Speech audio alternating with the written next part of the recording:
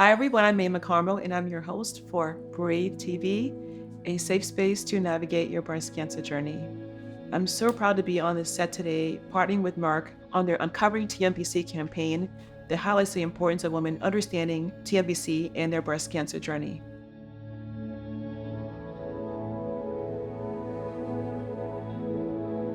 Today, my guest is Jazmine Lampkin, an amazing survivor who's with me today on Breathe TV. Jazmine, thanks for being here. Thank you so much for having me. I am a Tigerlily angel. So happy to be a part. You are an angel. Yes, thank you. So happy to be a part of it. And I'm also a hometown hero in the Uncovering TNBC program. So happy to be here. So happy to continue to share my story, continue to grow stronger in my advocacy work. So thank you again for having me. So if you're watching Breathe TV, you're coming here because you want to understand more about TNBC and how to breathe, because it can be scary. And so every episode we start off with a meditation to help you to center and to kind of connect with your body as you get into the episode, okay? So if you're driving, don't be doing that while you're watching this. Don't close your eyes. But if you're home, you can sit on your chair. You can put your hands on your legs like this. You can sit down and cross your arm, however you want to meditate. Usually I either go like this and I may fold my hands and say the mantras. I'm going to ask Jazmine to do me an honors this time though. Since you've watched Breathe TV, just say a few mantras about how you're feeling this morning. Okay. Just go right into it. Go right into it. All right. I am empowered. I am alive. I am beautiful inside and out. I am here. I am resilient. I am wonderfully me. I am transforming. I can find peace in this journey. And so it is. And so it is. Can you tell the guests about your story and your diagnosis and all that happened? Absolutely. Well, I started doing self breast exams at 25. I have a very close friend who was diagnosed at 35. I was 25 at the time. And so I thought that was bizarre. I'm like, she's 35.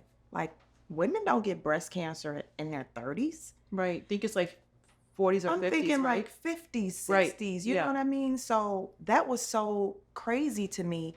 And I started to do self breast exams because I'm like, let me start getting familiar with my body just in case anything. So you began doing breast exams at 25? At 25. Because of your friend's diagnosis? Yes. So I started doing them monthly. It was just a monthly thing. In the shower, I would just check, make myself familiar with my body. And at 29, one day, I'm in the shower and I'm doing my self breast exam and I come across a tiny, hard lump. And I'm like, so you've been doing your exams, was it like every month or what was the regularity of this? I didn't have like a set schedule or anything. I have dense breasts, and when I'm ovulating or, on my period or whatever, I do get like lumps in my breast, but they felt different than what I felt when it was cancer. And that's the importance of being familiar with your body. I know what's regular for my body. For those who are watching right now, many of you are looking at Jazmine and she's a baby. You're still a baby. Like, to me, you're a baby. And who would think to be doing breast exams at 25 in the first place? And then did you go get a mammogram to get more diagnostics and figure out what was happening? Well, I'm going to be honest. When I first felt it, I was ovulating. And so in the back of my mind, I knew I should have gone to the doctor right away, but I was like, I'm going to wait about a month and see if it goes away. And when it didn't go away, that's when I went to my gynecologist. Even when I went to my gynecologist, I was hoping that she would just send me home. It's nothing, it's a cyst or whatever, just go home. And she didn't. She sent me for a mammogram and ultrasound. And then I went back a year later And I just to thank her. I'm like, you saved my life She did. because I was hoping for you to tell me to just go home. My story and yours are so similar, Jasmine, because when I found the lump again, it was in the shower. Taking a shower. It was part of my hygiene. It was like showering, brushing my teeth, right? And when I saw my doctor, my OBGYN, same thing. She was my best advocate. She said, whatever you need to get done, we'll do it for you. And she said, I'm her OBGYN. I'm going to write her a script to get her mammography done. But when I got it done, it came back clean. It came back clean because I do have dense breast. I got a biopsy, and that's how they found my tumor with TNBC. Wow. And so your doctor I would give her like a plaque for like advocating for you. If we don't have someone advocating for us like our doctors, it's so important for us to be informed ourselves and be able to advocate for ourselves. Yeah. And your friend too. I mean, having her tell you about her breast cancer diagnosis made you want to advocate. So like having peer support is so important, you know. For me, it's like a surround sound thing. You gotta have your own advocacy for yourself. You gotta have people telling you like, this is happening to me, or my mom, my grandma, you know, being your like, go get your screening done, go get your mammography done, do your breast examinations. You gotta have friends telling you go to the gym, do the lifestyle approach. Yes. You gotta have doctors that advocate for you and with you in the healthcare system, and having people who caregive for you, like loving you through the journey as well. So to me, it's a whole network of like, you know, yourself, your friendships, your sisterhood, you know, everybody just being there for each other before, during, and after breast cancer. Right. So you hear that you have breast cancer, you're in your 20s, your life's just beginning. What are some of the things that you felt when you... My initial feeling was shock and denial. Because let me tell you, I was in the best shape of my life. I had lost a whole bunch of weight. I was in the gym, working out, eating healthy, never did drugs, never drank any of that. So I'm like, this can't be cancer. Young, healthy people don't get breast cancer. Like, that's just in my head. Young, healthy women don't get breast cancer. So that initial thought was shock, denial, fear, until I started talking to other advocates and other survivors. And that's the importance of platforms like Tigerlily and that sisterhood and that bond that you were just talking about. You have to have support. You cannot do it alone. It's knowing your body, finding it early, having the right doctor who's going to advocate for you, getting the right kind of screening. And then also, like, when treatment's over, that's not the end of your treatment. You are a breast cancer, you're a survivor for the entire life, your entire lifespan. Like, it's never going to... Stopping breast cancer advocacy is never an option. Right. You have to always be aware of your body, lumps. It could be itchy breast, it could be blood, it could be like a bleeding nipple. Like, always being aware of your body and how it feels. That's a lifetime of advocacy, right? You did mention the fact that you said, I was in the best shape of my life. I was exercising, I was eating healthy. People think that if they just eat healthy, exercise, do all the right things, they can't have breast cancer. Others say, well, I had nobody in my family who had breast cancer. But I had no family history of cancer in my entire family, like no history. I was training for bodybuilding at the time. I was in my best shape, working out, eating healthy, doing all the things. So when it happened to me, I was like, Jazmine, I was like, well, this cannot be happening. Right. I am not the prototype for cancer. I'm not older. I'm not white. I have no history in my family. I don't smoke. And I live in a clean house. I do all the holistic juicing, all those things. How could this happen to me? But we've learned that Black women tend to have more aggressive breast cancers like TNBC. We don't know why yet, but it's highly aggressive, highly recurrent. And so it's so important that we know that we are at risk. But more importantly than that, it's knowing how to act on that risk factor, having a great healthcare team, advocating for yourself, and don't accept any answer until you feel that you have the best answers about your treatment, diagnosis, your healthcare team. One of the blessings in where we are in medicine now, modern medicine, is that there are more options. You have to ask the right questions and get all your options before picking your provider team and your treatment journey as well.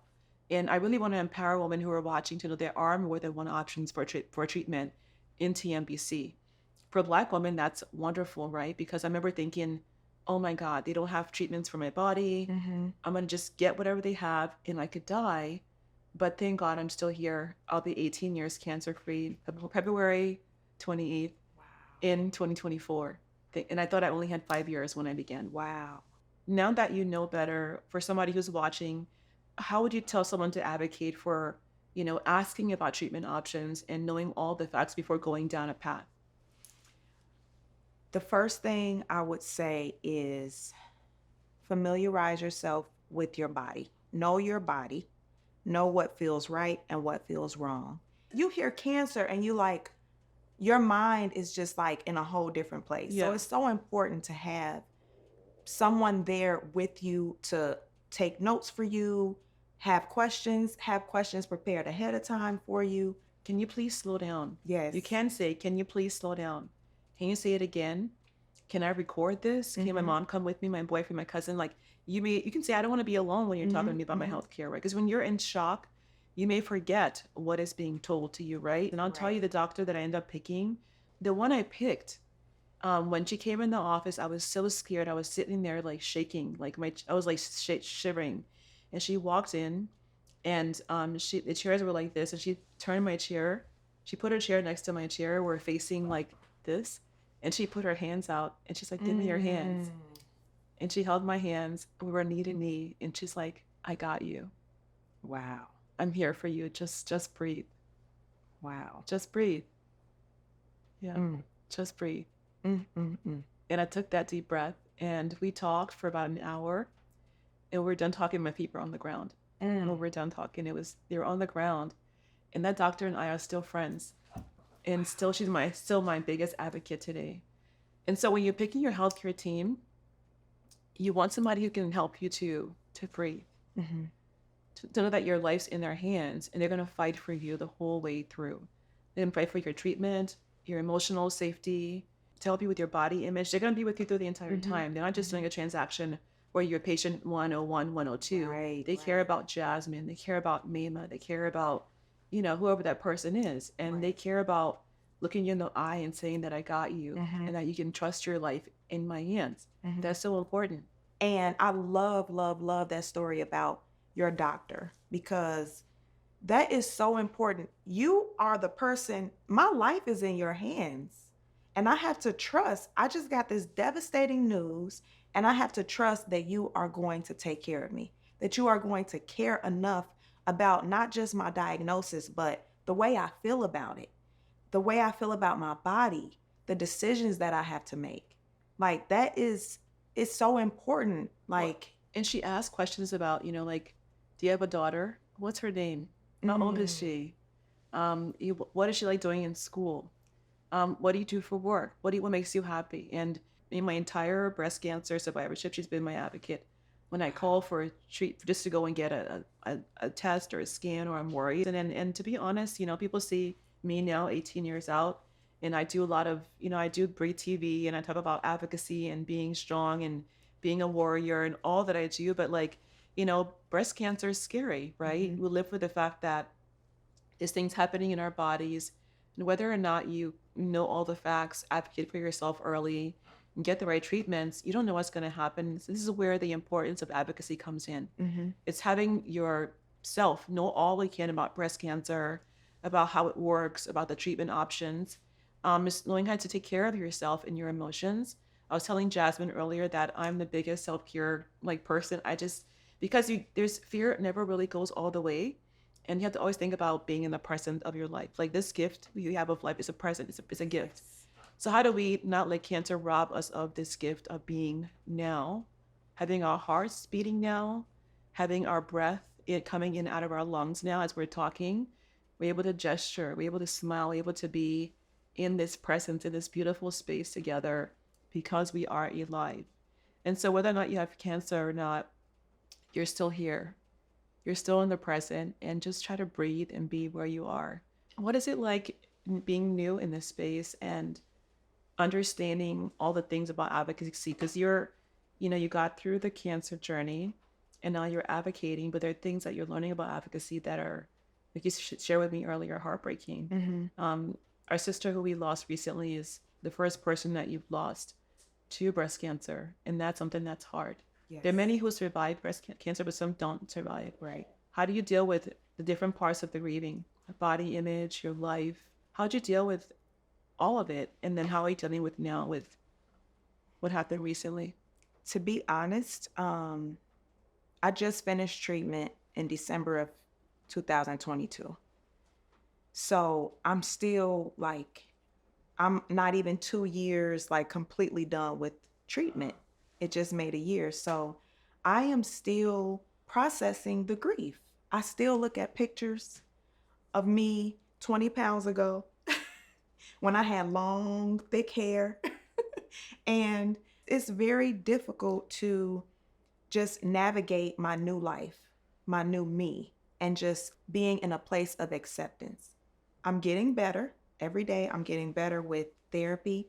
I'm getting better with talking with other survivors. I'm getting better with my advocacy work, but it is a struggle. It's a daily struggle. Some days are better than others. The grief is real. Like you said, the grief is real. You mourn your old self. And what I'm learning to realize is that my new self is different, but that's not necessarily a bad thing. I'm more confident. I feel more empowered. I feel more eager to live, eager to do things, more excited about things. And I never even knew that there was a difference. So now it's like Jazmine pre-cancer, Jazmine post-cancer.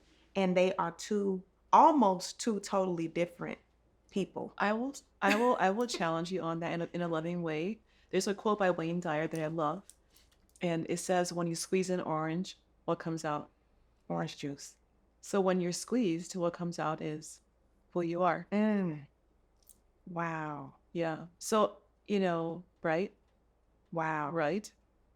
So I wish there was a way to like bottle up the things that we learn about ourselves during cancer and give to the world, because like the person that you are now, you were that person before cancer. You just didn't. The juice wasn't squeezed out of you. Your essence wasn't squeezed out. So it's not different. It's just your real like bad self, your real strong self, all your resilient self. The word strong is, I want to kind of move away from that word because it means that we can't be ourselves. So I think your real resilience came out. So you're not different. They're not separate people. They're the same person that just emerged. The phoenix came out. The tiger came out of the lily. Wow. Right? Wow. Yeah. So people mourn that loss of themselves, but you're not losing yourself. You're awakening into a whole person that didn't know was there. When I was diagnosed, that's why I love you so much. You remind me of myself when I was your age and going through what that journey was. I had long hair. I was much smaller, and I wanted my old self back. I joined the gym right away. I just wanted to get my body back. But what I didn't realize was that I hadn't dealt with the collateral damage of my emotional cancer, that what happened to me during cancer. Because it's like going through this major trauma is never gotten addressed by a doctor or by a therapist. You just go through the trauma and they're like, okay, you rang the bell, go live your life. Right. With no plan to do that. Right. And so I spent a lot of time wanting my old self back, wanting my old life back. And I spent 17 years wanting that person back. And I lost my dad 2 years ago. It was really like traumatic for me. But for some reason, I had a dream one night that my dad appeared to me and he said, it's okay to let go of the past. I still was her. I still love her. She's still in here. But the phoenix of me could be free to be seen. Like I think you're more beautiful now than before. I see who you're becoming, and that's beautiful. Like Tigerlily symbolizes women's ability to be more beautiful, more strong, and be transformed throughout their cancer journey. And I've seen you before cancer, and I see this beautiful woman, your light emerging. And that's why I want people who are watching this to realize is that you don't lose who you are.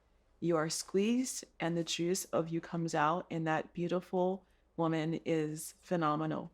And embrace both of them. It's all beautiful as you grow and transform throughout this journey.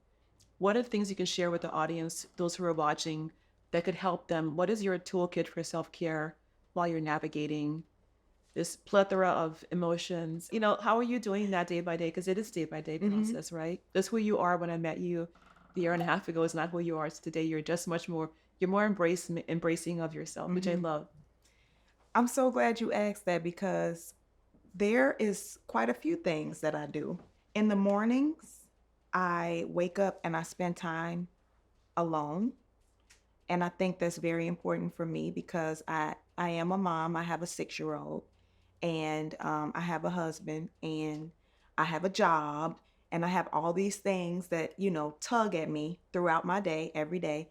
So every morning I get up and I meditate. I just practice mindfulness and peace and quiet, and I set intentions for my day. Movement. So exercise is so important. I can't even stress how important exercise is. Even if I don't care if it's a 10-minute walk, a 10-minute stretch. It just loosens you up and helps you prepare for your day. I know when I got through my journey, I felt like my body was here and I was here. I felt this disconnect with my body because you're just being told, take off your shirt, do this, do that. You just kind of don't, you just associate from your body. I think for me, exercise made me ground back into my body. Like, this is my body, this is my home, because my home didn't feel safe for me anymore. Right? Because you feel like if you're in trouble, if something happens, you're with yourself, right? Right. And so I think just like for me doing like tapping, it's exercise, it's all the things that make you get back into yourself. And also it's rest, that your body's been through this amazing time trying to protect you and heal you. And although you think your body may have failed you or it's compromised, it's been fighting to keep you alive. So giving it time to rest. There's rest, there's sleeping, and there's restoration. And so just giving your body time just to really rest. And nighttime I turn my lights off. I have lavender that I put on my pillow. And so if you want some self-care, we have tons of tips for you, Jazmine and I, or some true self-care gurus. And so, we talk about ourselves and our self-care, navigating that, but we don't always discuss our children and how they navigate their mindset and their self-care, because they're so young, right? My daughter was 3 when I was diagnosed, and you just told me your son was the same 3. age. Yeah. We have so much in common. So share with our viewers how you told your son, if you did tell him about your breast cancer journey. So yes, my son was 3 when I was diagnosed, and my doctor recommended I pull him out of school because this was in 2021, so this is like still pandemic like era. It took me a little while at first. I didn't tell him right away, but he would see me crying a lot and he started to ask questions. And so I decided to tell him that there was something invading mommy's body, but we are killing it. And it's called the cancer bandit. He actually came up with the term. Cancer bandit. He came up with the term. It's funny because he came up with that term when I lost my hair.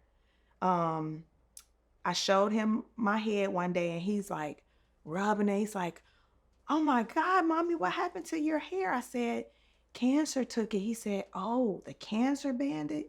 And so that's how we came up with this term. He asked questions and I decided to be completely honest with him because this is something that he has to go through as well. And even though he's only 3, children know a lot more than we think they know. They do. And they understand a lot more than we think they understand. Sometimes we have to get creative with how we say things, like naming it the cancer bandit or whatever, giving it a not fun. Well, that relates to where they are in their lives. Exactly, right? Yeah. Exactly. So my friend mailed me a book that explained, it was like a children's book that talked him through the process. So we would read that book together. And then when I felt good, we did things together, baked cookies, made pizzas, arts and crafts. And that was healing for me as well, because it took my mind off of what I was going through.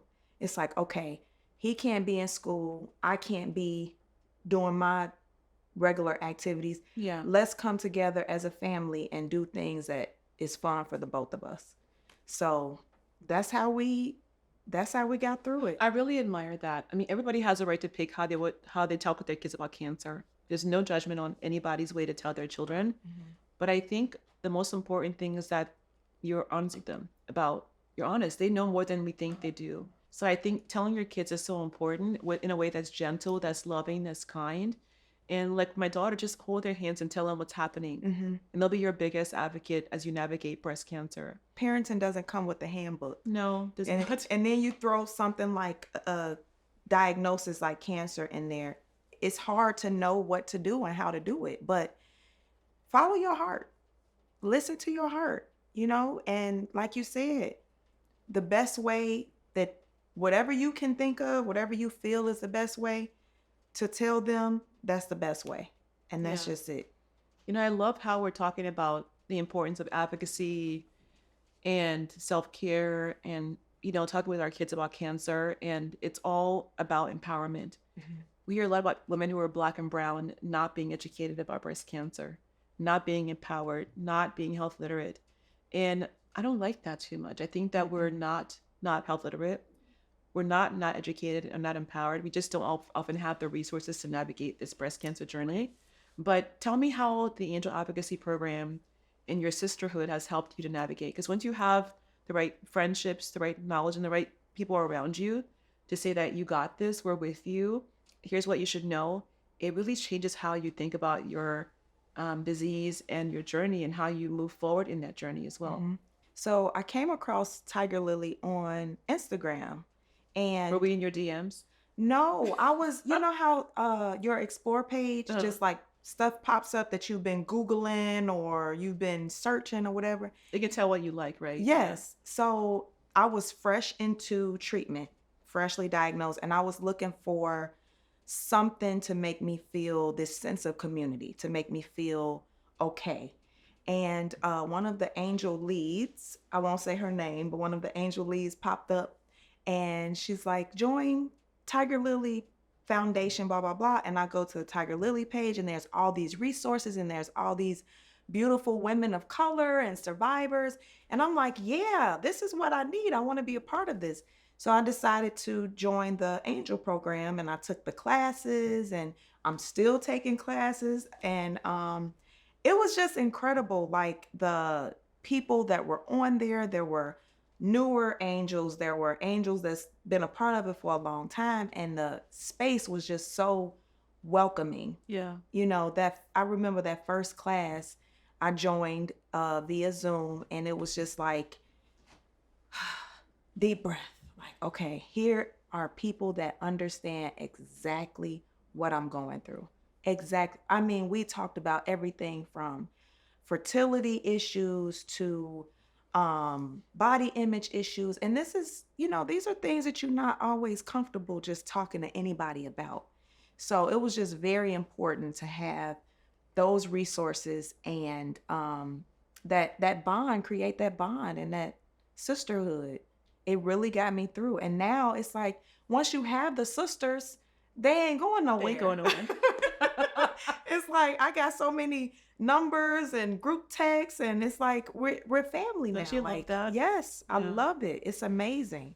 And then anything, because things come up, like you said, we always have like that fear sometimes creeps up, and we have to really lean on each other and support each other through that. And it feels so good to know that I can call somebody or text somebody and just say, hey, this is what I'm feeling. And we can walk each other through it. It's amazing. It's I love simply that. amazing. It gives me such great joy to know that you have that and other women have that. I remember sitting in the chair and feeling so scared and so lonely, and people around me were all in there, like they were much older, much older, that I couldn't relate to.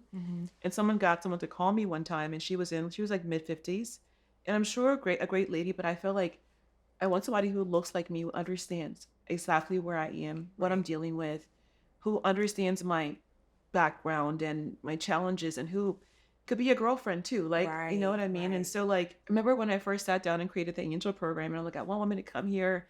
I feel like I can breathe. I have my sisters, and I love seeing that, So I mentioned earlier, we're partnering with Merck for Uncovering TNBC, which is really about women and patients living with TNBC and how to understand it, how to know what their risk factors are, treatment options are, and how to deal with the fears, the questions you have. It's a really powerful website, and they have some great ways to understand TNBC and make you feel more empowered throughout your journey.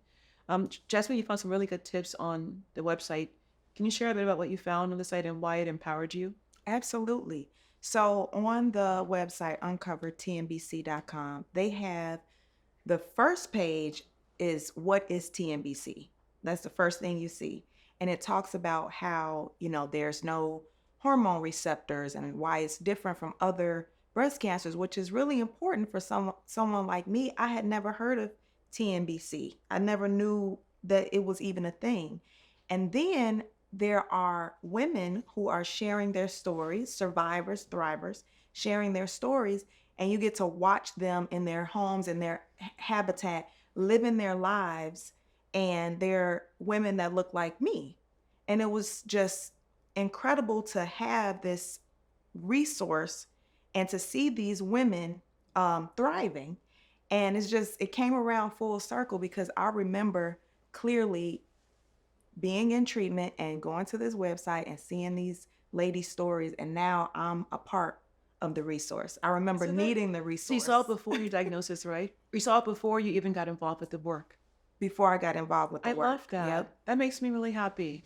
Because when I got diagnosed, there was nothing about TNBC that I could find that I could relate to, understand. I kept telling my story over and over. And I love this Uncover TNBC campaign that Merck's doing. I'm proud to be a part of it and to have it be a part of Brave TV with Jazmine, my sweetheart. She's awesome. So if you're looking for resources, visit uncovertnbc.com to learn more. We talked about, how you felt going through breast cancer, by your advocacy and how it's transformed you, by your son and how you talked to him, which is beautiful, What about your partner? How did you tell your partner? How do you navigate all the changes in your relationship?